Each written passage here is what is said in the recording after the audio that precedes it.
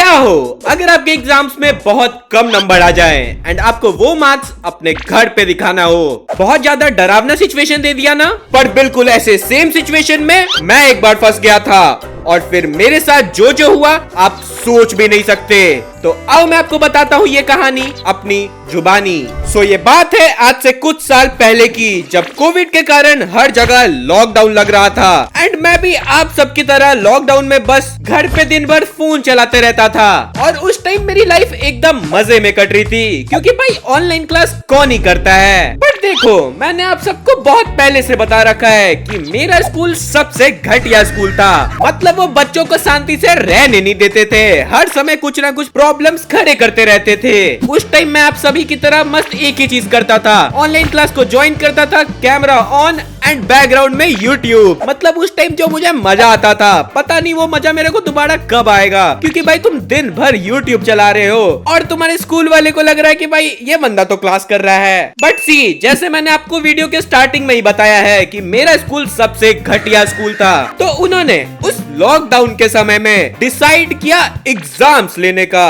पर ठीक है, एग्जाम्स ही देना है ना, और ऊपर से वो ऑनलाइन एग्जाम होने वाला है, मस्त अपन चीटिंग करके टॉप कर लेंगे। पर देखो, कैच यहीं पे था। हमारे स्कूल वाले इतने शातिर, उन्होंने वेट किया कि जब लॉकडाउन खत्म हो एंड वो लोग स्टेट अथॉरिटी से परमिशन ले सके ऑफलाइन एग्जाम कंडक्ट करवाने का। मतलब तुम सोच रहे हो, उस टाइम सारे स्कूल वाले ऑनलाइन एग्जाम ले रहे थे, पर हमारे स्कूल को तो ग्रेट होना ही था। वो लोग जाते हैं स्टेट अथॉरिटी के पास एंड उनसे परमिशन ले लेते हैं कि हम लोग धीरे धीरे ऑफलाइन एग्जाम्स कंडक्ट करवाएंगे। And guess what, state authority वालों ने उन्हें परमिशन दे भी दिया, क्योंकि उस टाइम पता नहीं कैसे कोविड के केसेस एकदम ही घटे हुए थे। फिर क्या होना है, स्टार्ट होता है मौत का खेल।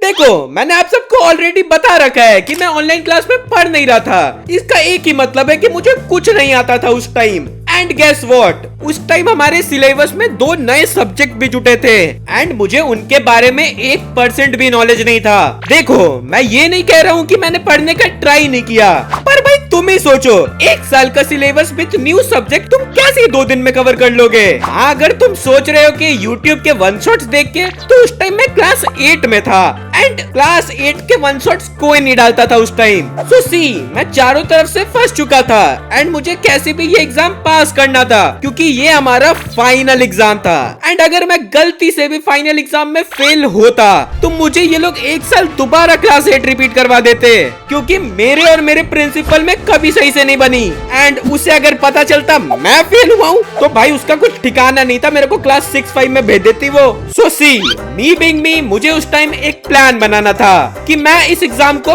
पास कैसे करूं बिना पढ़े।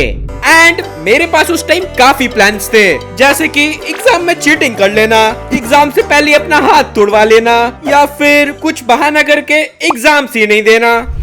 आई नो, ये उतने ज्यादा प्रैक्टिकल बहाने नहीं थे, पर एक चीज प्रैक्टिकल था, वो था एग्जाम में चीटिंग करना।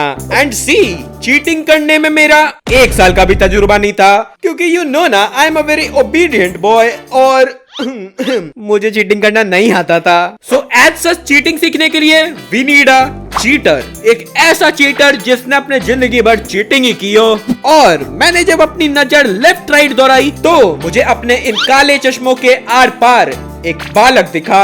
Yes, I am talking about Mangru, एक वर्ल्ड क्लास चीटर जो किसी भी प्रॉब्लम में कैसे भी चीटिंग कर लेता है। और भाई मंगरू कैसा है? तू बता हर्ष, तू कैसा है? मेरे को कैसे याद कर लिया इतने दिनों बाद? भाई जब मैं मुसीबत में होता हूँ तो मैं तुम्हें को तो कॉल करता हूँ, भूल गए क्या? हाँ हाँ, वो भी है। चल बोल बोल, क्या कांड किया तूने? भाई देख, इस बार मैंने कोई कांड नहीं किया है, अपन बन चुके हैं एकदम शरीफ लौंडे। सो कांड इस बार स्कूल वालों ने किया है, तुझे तो पता ही होगा। हाँ हाँ, कैसे नहीं पता होगा, एग्जाम जो आ रहा है, एग्जाम के लिए टेंशन में है ना तू? हाँ भाई, मैं एग्जाम के लिए टेंशन में हूँ, मेरे को पता नहीं मैं कैसे पास होऊंगा। वैसे तू कैसे पास होगा? भाई अपना तो सब सेट है, जाएंगे मस्त चीटिंग करेंगे दबा के एंड पास। तू अपना सोच। भाई मुझे अपना ही सोचना है, इसी के लिए कॉल किया है। तू मेरे को प्लीज कैसे भी पास करवा दे। अच्छा तो तुझे भी पास होना है, चल तू चिंता मत कर, मैं तेरे लिए और चिट्स बना लूंगा, दोनों भाई साथ में टॉप करेंगे टॉप। वाह भाई तू तो जान है अपनी, बस थोड़ा ध्यान रख लेना। अब मैं चला मस्त गेम खेलने। हाँ जा तू गेम खेल, बाकी मैं संभाल लूंगा। नहीं तुम ही बताओ, तुम्हारे पास मंगरू जैसा दोस्त हो तो उसके अलावा तुम्हें क्या ही चाहिए। ये ऐसा दोस्त है कि तुम्हें किसी भी प्रॉब्लम से निकाल सके। और वैसे तुम्हें भी ऐसे दोस्त चाहिए तो तुम लोग उसके लिए मेरे मेंबरशिप को ज्वाइन कर सकते हो, क्योंकि वहाँ पे मैं तुम्हारा दोस्त बनूंगा एंड तुम्हें समझाऊंगा। मंगरू के उस कॉल के बाद भाई मेरे दिल से एकदम ही पूरा भार खत्म हो गया। मतलब मेरे ऊपर पहले इतना ज्यादा टेंशन था कि मुझे ये करना है, मुझे वो करना है, पर अब मंगरू है यार, वो संभाल लेगा तो मुझे कुछ नहीं करना है। फिर वो बचे हुए 2 दिन मैं दबा के गेम खेलता हूँ एंड मौज काटता हूँ। उसके बाद दिन आ चुका था हमारे एग्जाम का। सो एग्जाम वाले दिन मैं स्कूल जल्दी चला जाता हूँ एंड स्कूल के बाहर मंगरू से मिलता हूँ। तो मंगरू मेरे लिए ढेर सारे चिट्स बना के लाया था एंड वो मुझे एक एक करके सारे चिट्स दे देता है एंड कहता है भाई देख ये रहे सारे चिट्स, इससे तेरा काम हो जाएगा, लेकिन अगर उसके बाद भी तुझे कुछ समझ नहीं आया तो तू मुझे बुला लेना, मैं तुझे आंसर बता दूंगा कैसे भी। उसके बाद मस्त हम दोनों स्कूल के अंदर जाते हैं एंड हम दोनों को सेम क्लास अलॉट होता है, इसलिए हम दोनों मस्त जाके उस क्लास के लास्ट बेंच पे बैठ जाते हैं। एंड मैं यहाँ पे अंदर ही अंदर सोच रहा हूँ मजे ही मजे, मंगरू बगल में बैठा हुआ है लास्ट बेंच और ढेर सारे चिट्स, इसके अलावा क्या ही चाहिए मुझे अब। फिर धीरे धीरे करके हमारे क्लास के और भी बच्चे आते हैं एंड हम लोग का क्लास पूरा फुल हो जाता है और थोड़ी देर बाद ही हमारा एग्जाम स्टार्ट होने वाला था। एंड जैसे ही हमारी टीचर पेपर देना स्टार्ट करती हैं, उसी टाइम हमारे क्लास के अंदर एंट्री होती है हमारी प्रिंसिपल की, और उनका शक्ल देखते ही मुझे लग गया था कि अब तो मेरी वोट लगने वाली है। और बिल्कुल ऐसा ही हुआ, वो क्लास में घुसते ही इधर उधर घूमती है एंड मुझे देखती है एंड मुझे बोलती है you boy stand up, come with me, come with me. और वो फिर मुझे आगे ले जाती है और आगे जो बच्चा बैठा हुआ था उसे वहाँ से खड़ा करती है एंड उसे बोलती है you boy go and sit at his place and he will sit at the first bench. जी हाँ दोस्तों, उन्होंने मेरा सीट फर्स्ट बेंच पे कर दिया एंड बिल्कुल टीचर्स टेबल के सामने।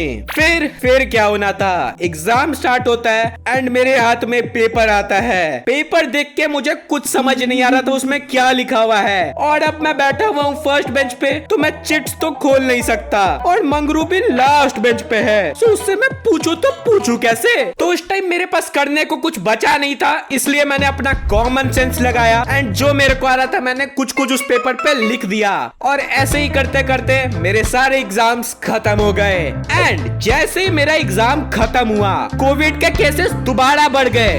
यस, एंड लॉकडाउन दोबारा लगा दिया गया। लगता है कोविड के केसेस कम ही हमारे एग्जाम के लिए हुए थे। देखो मुझे अंदर ही अंदर पता था कि मैं फेल होने वाला हूँ, इसलिए मैं घर बैठ के अपने दिन गिन रहा था, क्योंकि मुझे पता है रिजल्ट आने के बाद मैं क्लास 8 दोबारा से रिपीट करने वाला हूँ। सो ऐसे ही कुछ दिन इंतजार करने के बाद हमारा स्कूल रिजल्ट अनाउंस करता है। तो उस टाइम हमारे स्कूल का एक वेबसाइट हुआ करता था जिसके ऊपर रिजल्ट वो लोग डाल देते थे एंड हमें हमारे लॉगिन आईडी पासवर्ड से उसे डाउनलोड करना रहता था। फिर जैसे ही मुझे रिजल्ट के बारे में पता चलता है मैं फटाफट जाता हूँ स्कूल के वेबसाइट पे एंड जैसे ही डाउनलोड रिजल्ट पे दबाता हूँ वो धीरे धीरे करके लोड होने लगता है एंड उस लोडिंग स्क्रीन को देख के मेरी दिल की धड़कन जो बढ़े जा रही थी। भाई स्कूल वालों थोड़ा तो तेज वेबसाइट बना लो, इधर तुम्हारे लोड होने के कारण बंदे के साथ कुछ हो गया तो कौन रिस्पॉन्सिबल होगा। फिर जैसे ही मैं अपने रिजल्ट को देखता हूँ मेरा नजर सबसे पहले जाता है पास और फेल वाले कॉलम पे एंड मैं देखता हूँ वहाँ पे लिखा हुआ है पास। उसके बाद मैं जो अंदर ही अंदर खुश होता हूँ और फिर जैसे ही मैं ऊपर देखता हूँ परसेंटेज वाले जगह पे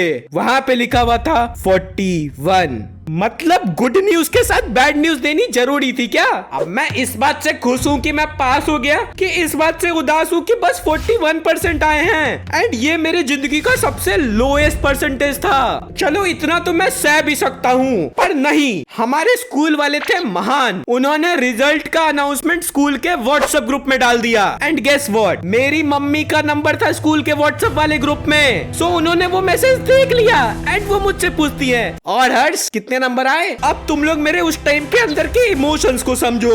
एक तरफ मैं खुश था कि मैं पास हो चुका हूँ, दूसरी तरफ मैं उदास था कि मैं 41% लाया हूँ, एंड तीसरी तरफ से मेरी मम्मी ने मार्क्स पूछ लिया। अब मैं करूँ तो करूँ क्या। मैंने फटाफट उस टाइम कुछ सोचा एंड बोल दिया मम्मी 79% आए हैं। एंड मम्मी बोलती है बहुत कम नंबर नहीं आए तुम्हें, दिन भर फोन चलाते रहते हो, इसी कारण तुम्हारे नंबर घट रहे हैं, थोड़ा ध्यान दे लो पढ़ाई पे। वो तो मुझे उतना याद नहीं है, पर उन्होंने मुझे और ज्यादा सुनाया होगा। फिर मुझे लग रहा था कि मैं बच गया, अब मेरे को कोई प्रॉब्लम नहीं है। एंड उसी टाइम मम्मी बोलती है लाओ दिखाओ रिपोर्ट कार्ड। एंड यस, वो सुनते ही मेरे पैरों तले जमीन खिसक गई। मुझे नहीं पता था मैं उन्हें 79% दिखाऊं कहां से। और उस टाइम बचने के लिए मैंने मम्मी को बोल दिया मम्मी वो थोड़ा सर्वर डाउन है तो डाउनलोड नहीं हुआ, मैं थोड़ी देर में आपको करके देता हूँ। एंड फिर मम्मी वहां से चली गई। सो सी, अब मेरे पास कोई ऑप्शन नहीं था। मैंने ऑलरेडी मम्मी को गलत नंबर बता दिए थे और उन्होंने 79 में इतना सुनाया है, तो 41 में मेरा क्या होता।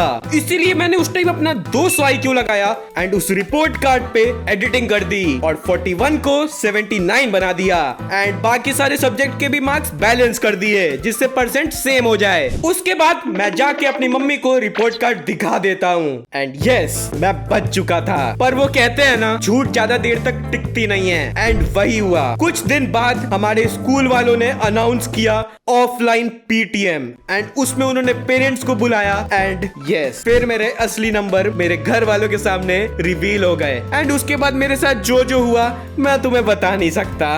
क्यों मैंने कर दी एडिटिंग उस टाइम।